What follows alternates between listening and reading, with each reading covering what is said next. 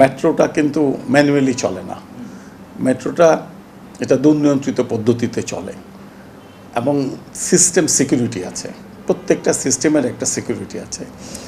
এই সিস্টেমের কোথাও যদি কোনো সমস্যা হয় তাইলে সিস্টেম নিজে এটা টেক ওভার করবে এবং টেক ওভার করে চলাচল বন্ধ করে দেবে।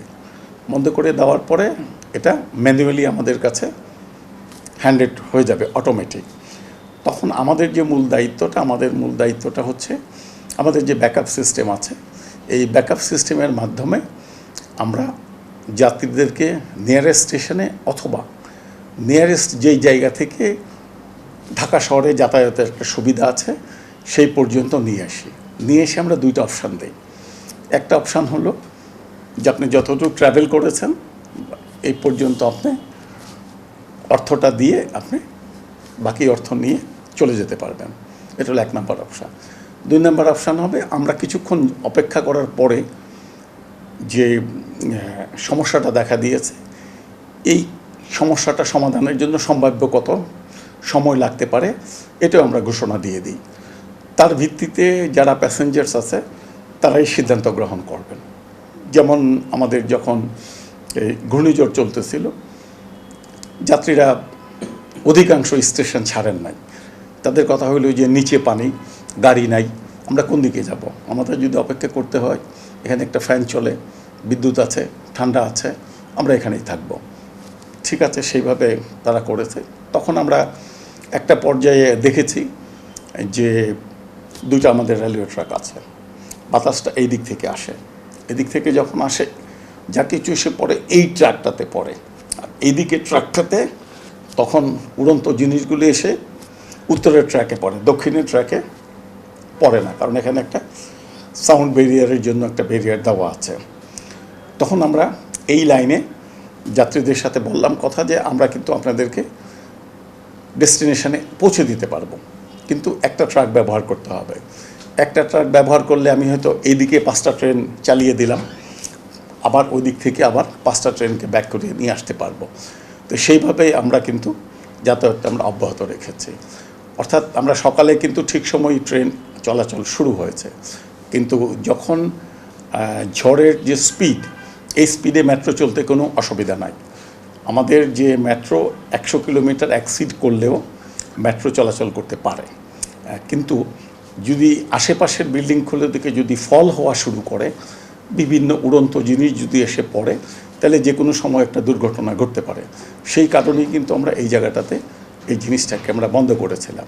কিন্তু তারপরে যখন আবার ভ্যালোসিটিটা একটু কমে আসছে, ফলগুলো কমে আসছে, তখন কিন্তু আমরা এক লাইনে আবার 9টা থেকে মেট্রো ট্রেন আমরা কন্টিনিউয়াস চালু করে দিয়েছি।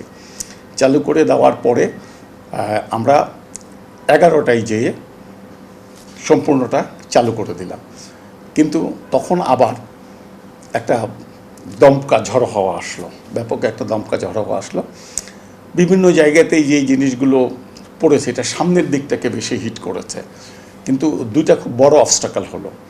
প্রথম অবস্টাকাল হচ্ছে যে উত্তর থেকে শুরু করে আমাদের যে সচিবালয়, এখানে যে বড় গাছগুলো আছে এগুলি ডালপালা ভেঙে সব এখানে পড়ে গেল, এটা হলো একটা অবস্টাকাল। আরেকটা অবস্টাকাল হলো যে মতিঝিল স্টেশনের পাশে সিটি অফিস বলে মনে হয়, সিটি অফিসের উপরে যে তারা যে সোলার প্যানেল স্থাপন করেছিল সেগুলি সব খুলে এসে এই ভায়াডাক্টের উপরে পড়লো। এখন এই যে গাছ একটা উপরে পড়ে গেল, সেটার জন্য তো গাছ তো ইচ্ছা করলেই 2জন মানুষে ধাক্কা দিয়ে তুলে ফেলতে পারে না, সেটার জন্য যে কাজগুলো করতে হয় তো সেই কাজগুলো করে আমরা আবার এটা চালু করেছি। কিন্তু যাতে যাত্রীদের অসুবিধা না হয় সেই জন্য আমরা উত্তর থেকে কারণবাড়ার পর্যন্ত উভয় রুটেই মানে উভয় লাইনেই কিন্তু আমরা মেট্রো রেল চলাচল অব্যাহত রেখেছি, যেহেতু এই লাইনে তখন সে ধরনের বাতাস ছিল না, বাতাসটা এই দিকে ছিল। তো ওই দিকটা আমরা বন্ধ করে যখন ভ্যালোসিটি কমে গেছে আমরা তখন আবার চালু করে দিয়েছি। ও আসতে চাই যদি আপনারা এরকম করতে পারেন, আমাদের যেহেতু এখনো অ্যাপ নাই, হয়তো আপনারা অ্যাপ আগামীতে করবেন, জি, তো সেই জায়গাতে আপনাদের যে ওয়েবসাইট আছে কিংবা ফেসবুক পেজ আছে সবাই আপনাদের ফলো করে, আপনাদের ফলোয়ার কিন্তু অনেক বেশি, তো সেইখানে এগুলো নোটিশ আকারে দেওয়া যায় কিনা?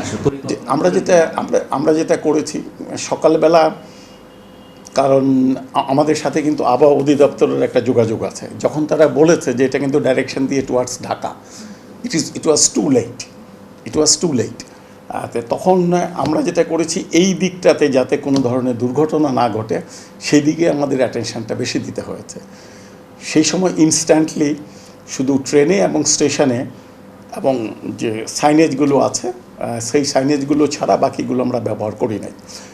কিন্তু পরবর্তীতে যখন ব্যবহার করতে যাওয়া গেল, তখন আপনি জানেন যে সিগন্যালিং সিস্টেম প্রায় ঢাকা মহানগরীর বলেন, আমার অফিসের কথা বলেন, সবই ডিস্টর্টেড হয়ে গেছে। তখন আর এটা দেওয়া যাচ্ছিল না। কিন্তু যখনই এটা আবার রিভাইভ করেছে, তখন কিন্তু আমরা দেওয়া শুরু করেছি। আমরা চেষ্টা করেছি জনগণের কাছে এই জিনিসগুলো পৌঁছে দেওয়ার জন্য।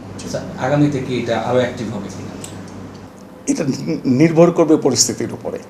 প্রথমেই যেই জায়গাটাতে সমস্যা দেখা দিয়েছে সেখানে হচ্ছে যে আমাদের যে সিগন্যালিং সিস্টেমটা আছে, বাতাসে কিন্তু অন্য জায়গা থেকে অ্যাফেক্ট করতে পারে না, কারণ ট্রেনটা তো খুব দ্রুত গতিতে চলে, যেই জন্য একটু পরে পরে সিগন্যালিং সিস্টেম, এই সিগন্যালিং সিস্টেমের কোথাও বাতাসের তোড়ে একটা সমস্যা হয়েছে।